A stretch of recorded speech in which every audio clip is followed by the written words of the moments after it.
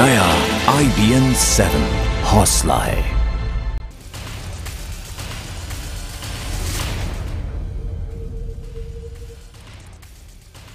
Paris में एक शाम काफी मशहूर है और प्रधानमंत्री मोदी ने भी पेरिस में एक शाम राष्ट्रपति ओलांद के साथ पेरिस की सीन नदी पर नाव पर चर्चा कर बिताई। नाव पर चर्चा के दौरान दोनों नेताओं ने लोगों का हाथ हिलाकर अभिवादन किया। प्रधानमंत्री मोदी ने ट्वीट कर नाव पर चर्चा के लिए राष्ट्रपति ओलांद का शुक्रिया अदा किया। नाव पर चर्चा की फोटो भी प्रधानमंत्री ने इंस्टाग्राम पर डाली। इससे पहले प्रधानमंत्री मोदी जब पेरिस पहुंचे तो उनका शानदार स्वागत किया गया। फ्रांस के राष्ट्रपति फ्रांसवा ओलांद ने काफी उत्साह के साथ उनकी अगवानी की। सबसे पहले पीएम मोदी फ्रांस के गवर्नर हाउस पहुंचे, जहां उन्हें गार्ड ऑफ ऑनर दिया गया। पेरिस में पीएम मोदी ने प्रथम विश्व युद्ध में शहीद भारतीय सैनिकों को श्रद्धांजलि दी। वहां उन्होंने फ्रांस के बिजनेस लीडर से भी मुलाकात की।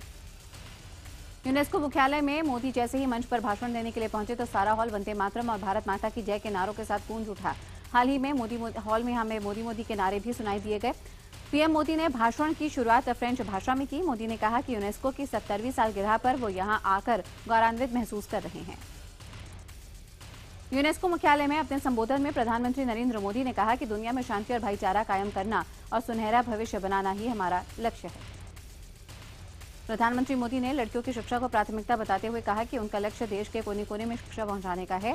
पीएम मोदी ने शिक्षा और स्वास्थ्य के क्षेत्र में दिए गए सहयोग के लिए यूनेस्को का आभार जताया। उन्होंने कहा कि शांति के लिए शिक्षा का प्रचार प्रसार जरूरी है।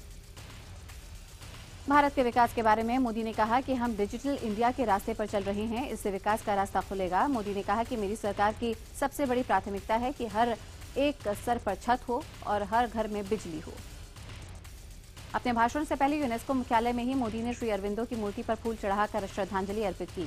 इसके बाद पीएम मोदी ने योग पर एक वेबसाइट भी लॉन्च की। बॉलीवुड अभिनेत्री मल्लिका शेरावत को यूनेस्को की तरफ से पेरिस में पीएम मोदी का भाषण सुनने का विशेष आमंत्रण मिला, जिससे वो खासे उत्साहित दिखी। प्रधानमंत्री नरेंद्र मोदी और फ्रांस के राष्ट्रपति फ्रांसवा ओलांद ने शुक्रवार को साझा बयान जारी किया। साझा बयान में दोनों देशों ने एक दूसरे को अपना अहम रणनीतिक साझेदार बताया। साझा बयान में भारत और फ्रांस के बीच हुए 20 समझौतों के बारे में भी जानकारी दी गई। इन समझौतों में मुख्य रूप से लड़ाकू विमान राफेल और परमाणु ऊर्जा से जुड़े समझौतों के बारे में जानकारी दी गई। साझा बयान में बताया गया कि फ्रांस और भारत में विकास के लिए 2 अरब यूरो का निवेश करेगा। साथ ही भारत ने 36 राफेल विमान खरीदने पर हुए समझौते की भी जानकारी दी। महाराष्ट्र के जैतापुर में परमाणु प्लांट लगाने पर भी दोनों देशों में समझौता हुआ। फ्रांस के राष्ट्रपति ने शुक्रवार को पाकिस्तान की जेल से आतंकी लखवी की रिहाई की भी आलोचना की। प्रधानमंत्री मोदी ने कहा कि हमारे मेक इन इंडिया अभियान में भी फ्रांस हमारे साथ है और दोनों देश मिलकर इस योजना को अंजाम तक पहुंचाएंगे। फ्रांस के राष्ट्रपति ओलांद ने भी मेक इन इंडिया की तारीफ करते हुए कहा कि ये एक योजना नहीं बल्कि विजन है। संयुक्त बयान में प्रधानमंत्री ने कहा कि अंतरिक्ष के क्षेत्र में हमने 50 साल पूरे किए हैं। इस मौके पर भारत और फ्रांस का एक संयुक्त स्टैंप भी जारी किया गया। अंतर्राष्ट्रीय सुरक्षा परिषद में स्थायी सदस्यता के लिए भारत का समर्थन करने के लिए भी प्रधानमंत्री मोदी ने फ्रांस का धन्यवाद किया। प्रधानमंत्री नरेंद्र मोदी ने फ्रांस दौरे का आज दूसरा दिन है। प्रधानमंत्री आज सबसे पहले फ्रांस के वित्त मंत्री के साथ टुलूज शहर में स्थित एयरबस प्लांट जाएंगे। इसके बाद दोपहर में प्रधानमंत्री उत्तरी फ्रांस में मौजूद फ्रैंको इंडियन सिमेट्री जाएंगे। फिर शाम करीब 7:30 बजे पीएम मोदी पेरिस के लूव्र संग्रहालय भी जाएंगे। आपको बता दें कि ये संग्रहालय दुनिया के सबसे बड़े संग्रहालयों में से एक है। सुब्रमण्यम स्वामी ने फ्रांस में राफेल लड़ाकू विमान सौदे का विरोध किया। उन्होंने कहा कि मैंने सरकार को पहले ही आगाह किया था, इसके बावजूद अगर सरकार इन विमान को खरीदती है तो मैं कोर्ट जाऊंगा। प्रधानमंत्री की विदेश यात्रा पर कांग्रेस ने जमकर निशाना साधा। कांग्रेस नेता अभिषेक मनु सिंघवी ने ट्वीट कर कहा कि पहले मोदी की चाय पर चर्चा ने देश के धर्मनिरपेक्षता की जीभ जला दी, अब नाव पर चर्चा का नतीजा आप देखिए। वहीं कांग्रेस नेता मनीष तिवारी ने भी कहा है कि प्रधानमंत्री सैर सपाटा करने गए हैं, आ जाएंगे। एक अखबार में छपी खबर ने यह बताया है कि हाल ही में सार्वजनिक हुई इंटेलिजेंस ब्यूरो की 2 फाइलों से यह खुलासा हुआ है कि भारत के पहले प्रधानमंत्री जवाहरलाल नेहरू ने करीब 20 साल तक नेताजी सुभाष चंद्र बोस के रिश्तेदारों की जासूसी करवाई थी। खबर के मुताबिक फाइलों से पता चलता है कि 1948 से 1968 के बीच सुभाष चंद्र बोस के परिवार पर निगरानी रखी गई थी। इन 20 साल में से 16 साल तक नेहरू देश के प्रधानमंत्री थे और आईबी उन्हीं के अंडर काम करती थी। उधर बीजेपी ने नेताजी की जासूसी की निंदा की है। बीजेपी ने जासूसी की जांच की मांग की और कहा कि सच्चाई जो भी हो दुनिया के सामने आनी चाहिए। जेडीयू अध्यक्ष शरद यादव के पद्म पुरस्कारों को लेकर दिए बयान से एक बार फिर से विवाद खड़ा हो गया। मुंबई में कार्यक्रम में बोलते हुए शरद यादव ने पद्म पुरस्कार पाने वालों को नीच और बेईमान बताया।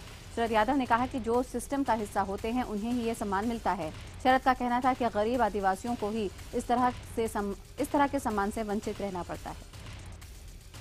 वित्त मंत्री अरुण जेटली ने पीआईएल पर गंभीर सवाल उठाए हैं। जेटली ने कहा कि सरकार जैसे ही कोई विकास का काम शुरू करती है तो उसे रोकने के लिए पीआईएल लाई जाती है, जिससे विकास की जो रफ्तार है वो धीमी पड़ जाती है। मुझे लगता है कि पीआईएल दाखिल करने वाले लोगों को ये बताना चाहिए कि आखिर इनके लिए फंड कहां से आता है। दिल्ली के मुख्यमंत्री अरविंद केजरीवाल ने पुलिस कमिश्नर को चिट्ठी लिखकर दिल्ली की सुरक्षा से जुड़ी जानकारी मांगी। चिट्ठी में केजरीवाल ने महिलाओं से जुड़े असुरक्षित इलाकों की जानकारी मांगी। ये भी पूछा गया कि कहां-कहां सीसीटीवी कैमरे की जरूरत है। केजरीवाल ने साथ ही में बीएस बस्सी से महिलाओं के लिए असुरक्षित इलाकों में तैनात बीट कांस्टेबलों की संख्या की जानकारी भी वेबसाइट पर डालने की बात कही है। दिल्ली में आम आदमी पार्टी की सरकार में पहली बार मंत्रियों के विभाग में फेरबदल किया गया। इसमें मंत्री जितेंद्र तोमर से गृह विभाग लेकर सत्येंद्र जैन को दिया गया। जितेंद्र को गुरुद्वारा प्रबंधक चुनाव मंत्रालय दिया गया है। जितेंद्र तोमर वही मंत्री हैं जिनके खिलाफ कानून की फर्जी डिग्री लेने का मामला सामने आया था। 11 अप्रैल को मुंबई के बांद्रा पूर्व विधानसभा सीट पर होने वाला उपचुनाव शिवसेना और कांग्रेस और एमआईएम के लिए प्रतिष्ठा का चुनाव होगा। इस सीट से कांग्रेस के उम्मीदवार नारायण राणे शिवसेना अध्यक्ष उद्धव ठाकरे को उन्हीं के गढ़ में चुनौती दे रहे हैं। शिवसेना ने यहां तृप्ति सावंत को मैदान में उतारा है। एमआईएम भी यहां से कड़ी टक्कर दे रहे हैं। शिवसेना के पूर्व विधायक बाला सावंत की मौत के बाद ये सीट खाली हुई। इस सीट पर कांग्रेस के नारायण राणे किस्मत आजमा रहे हैं। पहली बार उन्हें हार का मुंह देखना पड़ा था। महाराष्ट्र में टोल नाकों से परेशान लोगों को फडणवीस सरकार ने राहत देते हुए 12 टोल नाकों को बंद करने का आदेश दिया। साथ ही में 53 टोल नाकों पर 4 पहिया गाड़ियों को भी छूट दी गई। बीजेपी सरकार ने टोल मुक्त महाराष्ट्र का ऐलान किया है। गाजियाबाद में एक तरफा प्यार में पागल शख्स ने लड़की की गला रेत कर हत्या कर दी। घटना के बाद से ही आरोपी अभी तक फरार है। पुलिस के मुताबिक आरोपी लड़की के घर के पास ही रहता है। गाजियाबाद में दिन दहाड़े एक होटल मालिक से 9 लाख रुपए लूट लिए गए। लूट से पहले बदमाशों ने उसके पैर में गोली मारी। पीड़ित के मुताबिक बदमाशों की संख्या 3 थी और वो बाइक पर सवार थे। मेरठ में बीजेपी विधायक संगीत सोम के पिता ओमवीर सोम पर एक ठेकेदार पर जुल्म की सारी हदें पार करने का आरोप लगा। शरीर पर जगह जगह जख्मों के निशान लिए इस शख्स का आरोप है कि सरगना से विधायक संगीत सोम के पिता ने उसकी बेरहमी से पिटाई की। आरोप है कि ओमवीर ने इसके नाखून प्लास से निकलवाए और इतने पर भी उनका मन नहीं भरा तो उसे अधमरा कर जंगल में फेंक दिया। पीड़ित की शिकायत पर संगीत सोम के पिता समेत 4 लोगों पर केस दर्ज हुआ। पीड़ित का आरोप है कि इस मामले में पुलिस से शिकायत करने पर संगीत सोम के पीए की तरफ से उन्हें धमकी मिली थी।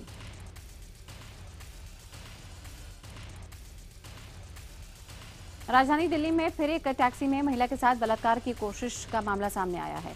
पीड़ित महिला ने देर रात अपने घर जाने के लिए द्वारका मेट्रो स्टेशन के बाहर से टैक्सी ली। ड्राइवर ने तेल भरवाने के बहाने रास्ते में गाड़ी रोक ली और महिला के साथ बलात्कार की कोशिश की। महिला के शोर मचाने पर उधर से गुजर रहे लोगों ने आरोपी ड्राइवर को धर दबोचा। यूपी के बाराबंकी में एक मजदूर की पीट कर हत्या कर दी गई। बताया जा रहा है कि जिन लोगों के यहां वो काम करता था उन्हीं लोगों ने उसकी हत्या की। मोबाइल चोरी के बहाने उसे पीटा गया। बलिया में 8 साल की बच्ची के साथ बलात्कार का मामला सामने आया। बताया जा रहा है कि बच्ची पड़ोस के घर में गिलास देने गई थी, तभी पड़ोसी ने बहला फुसलाकर उसके साथ रेप किया। मामला सामने आने के बाद पुलिस ने आरोपी को गिरफ्तार किया।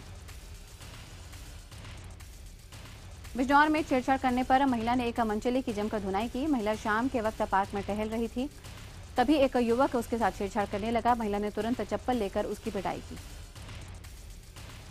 झांसी में दबंगों से परेशान एक परिवार ने घर छोड़कर एसपी ऑफिस के सामने डेरा डाल दिया और दबंगों से बचाने की गुहार लगाई। दरअसल इलाके के दबंग परिवार की लड़कियों को छेड़ते हैं। विरोध करने पर यहां पर उन्हें मारने की भी धमकी दी जाती है। जोधपुर में एक नाबालिग लड़की से 2 साल तक बलात्कार होने का मामला सामने आया। लड़की ने अपने चाचा और दादा पर यह रेप का आरोप लगाया है। इतना ही नहीं, लड़की एक बार प्रेग्नेंट भी हुई थी। बच्ची के मामा की शिकायत पर पुलिस ने केस दर्ज किया। दिल्ली के प्रसिद्ध कालका देवी मंदिर में मत्था टेकने गए यूपी के पूर्व मंत्री के साथ 8 लाख रुपए की लूट का मामला सामने आया। 30 मार्च को हुई ये पूरी वारदात सीसीटीवी में कैद हो गई, लेकिन फिर भी पुलिस के हाथ खाली हैं। बताया जा रहा है कि इस वारदात को एक लड़की समेत 10 लोगों ने अंजाम दिया। यूपी के फैजाबाद में किसान ने खुदकुशी कर ली। इस किसान ने गेहूं की फसल खराब होने की वजह से फांसी लगा ली। पिछले हफ्ते ही फैजाबाद में एक किसान ने आत्महत्या की थी। उत्तराखंड के देवप्रयाग में एक दर्दनाक हादसा हुआ। एक मैक्स गाड़ी के खाई में गिरने से 8 लोगों की मौत हो गई, जबकि 5 लोग बुरी तरह से जख्मी हो गए। घायलों को देहरादून के अस्पताल में भर्ती कराया गया। गाड़ी में 9 लोग सवार थे। बताया जा रहा है कि गाड़ी ऋषिकेश से चमोली की तरफ जा रही थी। राजस्थान हाईकोर्ट में आर्म्स एक्ट में सलमान खान को बड़ा झटका देते हुए 4 गवाहों की गवाही रोकने की याचिका खारिज हो गई है। सलमान खान ने हाईकोर्ट में याचिका दाखिल कर ट्रायल कोर्ट के आदेश को चुनौती दी थी, जिसके तहत अभियोजन पक्ष के 4 लोगों को गवाही देनी थी। पश्चिम बंगाल के बर्दवान में बस पलट जाने की वजह से हुए हादसे में 10 लोगों की मौत हो गई। 50 से ज्यादा लोग घायल हुए। बताया जा रहा है कि 3 बसों में सवार लोग गंगा स्नान के लिए नदिया जिले के मायापुर जा रहे थे, लेकिन एक दूसरे से आगे निकलने की होड़ में बस बेकाबू होकर पलट गई। बस में करीब 70 यात्री सवार थे। राजस्थान के कोटपुतली में बेरी बांध में नहाने गए 2 बच्चों की डूबने से मौत हो गई। बताया जा रहा है कि अरविंद नहाते हुए गहरे पानी की तरफ चला गया, जिसे डूबते देख प्रियांशु भी उसे बचाने के लिए उधर गया, लेकिन दोनों पानी में डूब गए और उनकी मौत हो गई। शुक्रवार को पुणे में खेले गए आईपीएल मैच में राजस्थान रॉयल्स ने किंग्स 11 पंजाब को 26 रनों से हराया।